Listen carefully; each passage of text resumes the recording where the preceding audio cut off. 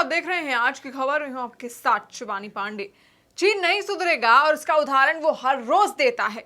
अब चीन उत्तराखंड की सीमा पर कब्जा करने की फिराक में है। उत्तराखंड की चीन सीमा पर सुरक्षा की चौकसी को लेकर वायुसेना अलर्ट पर है। उत्तरकाशी के निलांग बॉर्डर की अंतिम चौकियों पर सेना और भारत तिब्बत सीमा पुलिस बल के जवान पूरी मुस्तैदी के साथ तैनात हैं।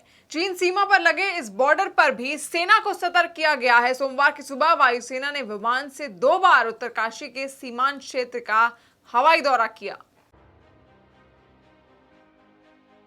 उत्तराखंड से एक बहुत बड़ी खबर सामने आ रही है, जहां पर सीमांत जनपद उत्तरकाशी के नेलांग बॉर्डर की अंतिम चौकियों पर सेना और भारत तिब्बत सीमा पुलिस बल के जवान पूरी मुस्तैदी से तैनात हो गए हैं।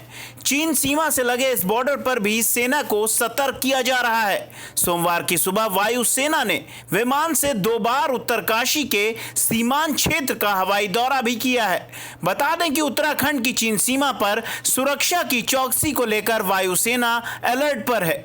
चिन्यालीसौड़ हवाई अड्डा पट्टी पर सेना की गतिविधियां बढ़ गई हैं। सीमा की ओर से जाने वाले जवान पहले चिन्यालीसौड़ में रुके हैं। सेना के जवानों की आवाजाही की स्थिति पिछले 2 दिनों से तेज कर दी गई है।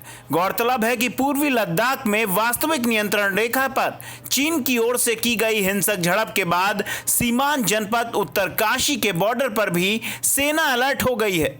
चीन को मुंहतोड़ जवाब देने के लिए सेना बिल्कुल तैयार है। उत्तरकाशी के बॉर्डर पर भारतीय सेना की 9 बिहार रेजिमेंट के सैनिक तैनात कर दिए गए हैं।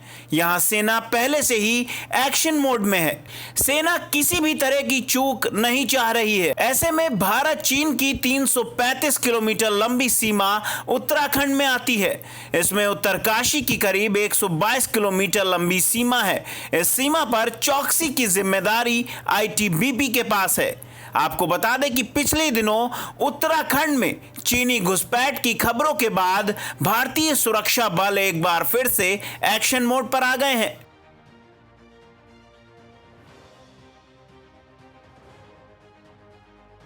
तो चीन लगातार अपनी इन हरकतों से भारत को धमकाने की कोशिश कर रहा है। वो लगातार भारत को धमकी देता आया है और उसने ये भी कहा है कि 1962 से भी बुरा हाल होगा भारतीय सेना का अगर वो सुधरी नहीं तो।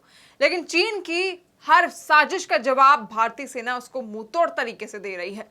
इस पर आपका क्या कहना है? अपना फीडबैक हम तक पहुंचाएं कमेंट सेक्शन के जरिए और देखते रहिए आज की खबर। नमस्कार।